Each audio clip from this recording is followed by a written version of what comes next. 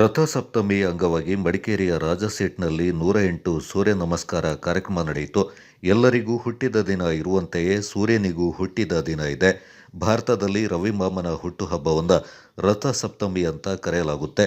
ಆ ದಿನ ಸೂರ್ಯ ಮೂಡ್ತಾ ಇದ್ದಂತೆ ದೀರ್ಘದಂಡ ನಮಸ್ಕಾರ ಹಾಕೋದ್ರಿಂದ ಅದರ ಕಿರಣಗಳು ದೇಹಕ್ಕೆ ತಾಗಿ ಆರೋಗ್ಯಕ್ಕೆ ಸಾಕಷ್ಟು ಉಪಯೋಗವಾಗುತ್ತೆ ಎಂಬ ಉದ್ದೇಶದಿಂದ ಸೂರ್ಯ ನಮಸ್ಕಾರ ಕಾರ್ಯಕ್ರಮವನ್ನು ಆಯೋಜನೆ ಮಾಡಲಾಗಿತ್ತು.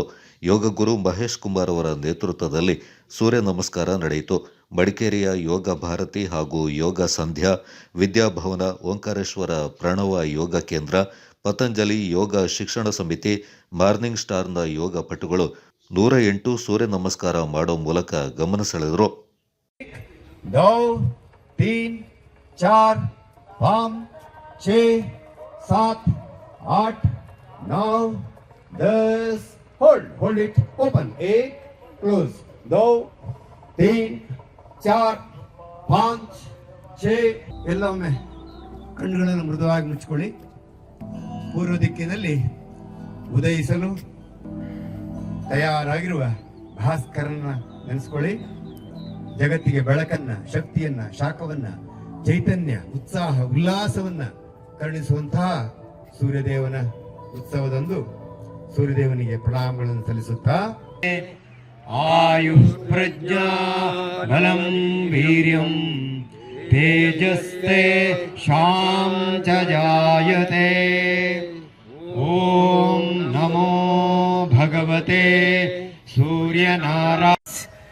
1 2 3 4 5 6 7 8 9 10. ಮುಂದಕ್ಕೆ ಕೈಗಳು ಮುಂದೆ. ಶಿವಾಯ ಮೇಲ್ ನೋಡಿ.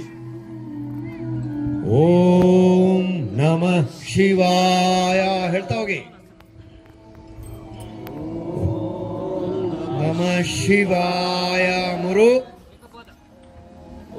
ಓಂ ನಮಃ ಶಿವಾಯ. ಓಂ ನಮಃ ಓಂ ನಮಃ ಶಿವಾಯ.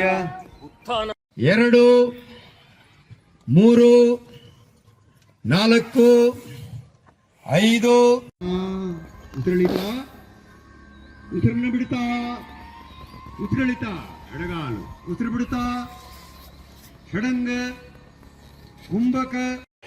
ಓಂ ರಾಂ त्रीणि चत्वारि पंच षट् सप्त अष्ट नव.